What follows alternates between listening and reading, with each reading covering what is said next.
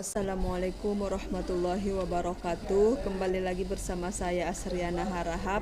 Pada kesempatan ini saya akan membuat tutorial bagaimana cara menguji validitas dan reliabilitas dengan menggunakan SPSS. Jadi beginilah dia tampilan dari SPSS.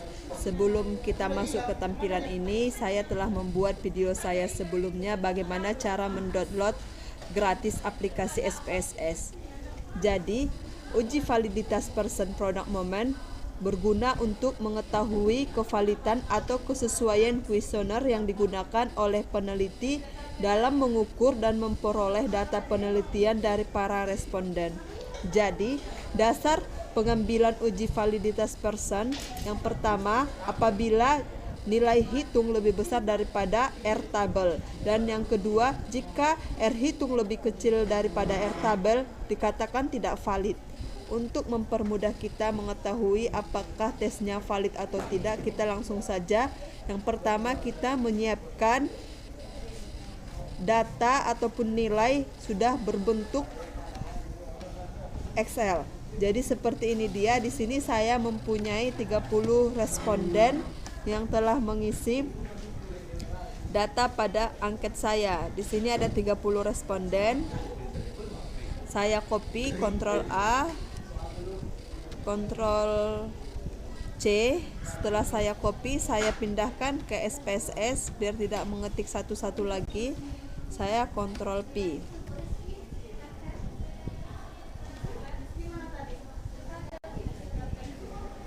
Di sini sudah kelihatan dia ada 5 item, 1, 2, 3, 4, 5. Di sini adalah total dari X1, X2, X3, X4 dan X5.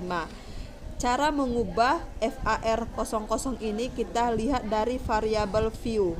Kita ubah dia, cara cepatnya kita klik bagian nama, klik kanan. Kita Ctrl F, replace. Kita ganti di sini angkanya VAR bukan O ya, itu adalah 00. 0000 4 kali. Kita ganti di sini menjadi X. Setelah itu kita replace all. Telah berubah data dari X1, X2, X3.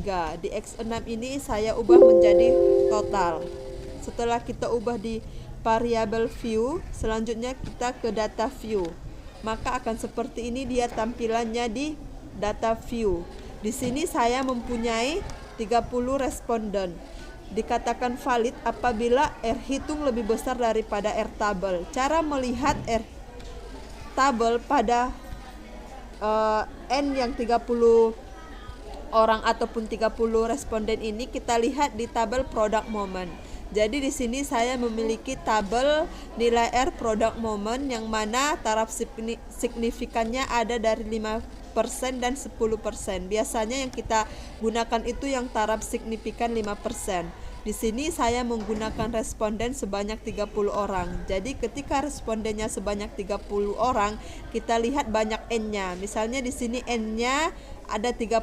Jadi R tabel yang saya gunakan dalam penilaian saya itu sebesar 0,361. Ketika kita menggunakan responden sebanyak 10 orang, maka nilai R tabelnya itu adalah 0,632. Jadi kesimpulannya, semakin banyak responden maka nilai R tabelnya akan semakin sedikit. Ketika responden kita sebanyak 100 orang, maka nilai R tabelnya itu adalah 0,13195.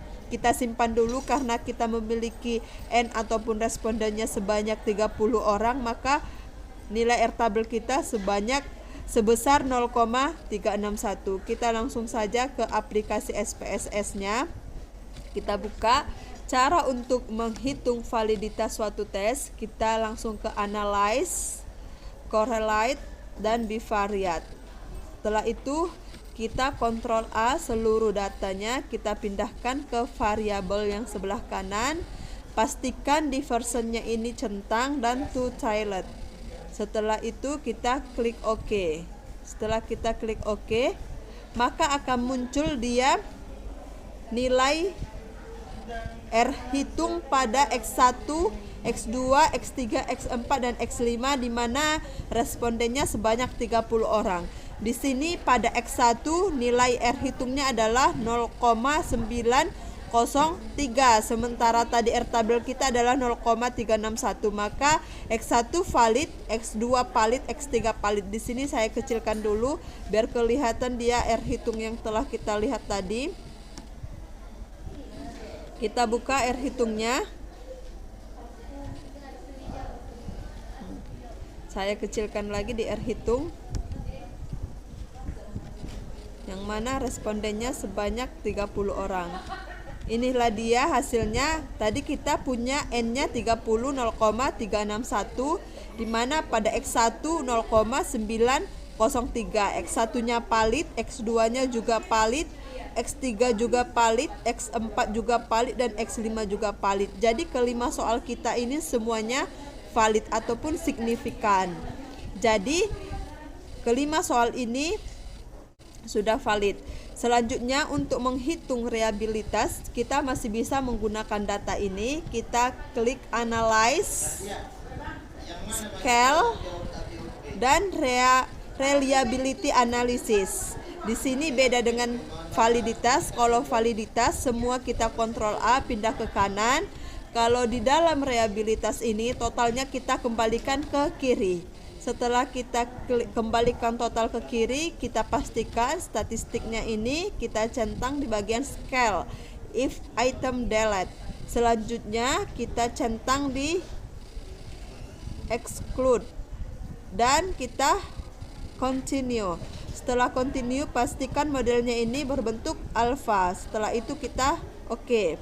Nah, di sini kita dapatkan nilai reliabilitas suatu tes yang mana tadi tesnya ini ada 5, di mana X1, X2, X3, X4, X5, dan di sini kita dapatkan krombat alfanya itu sebesar 0,883. Dikatakan reliable apabila di sini kita buka yang dikatakan reliable apabila nilainya itu di atas 0,6.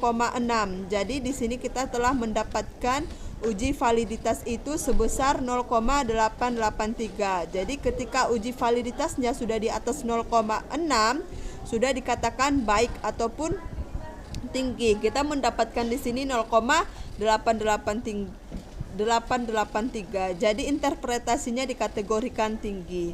Jadi cukup sekianlah cara menguji validitas dan reliabilitas dengan menggunakan SPSS.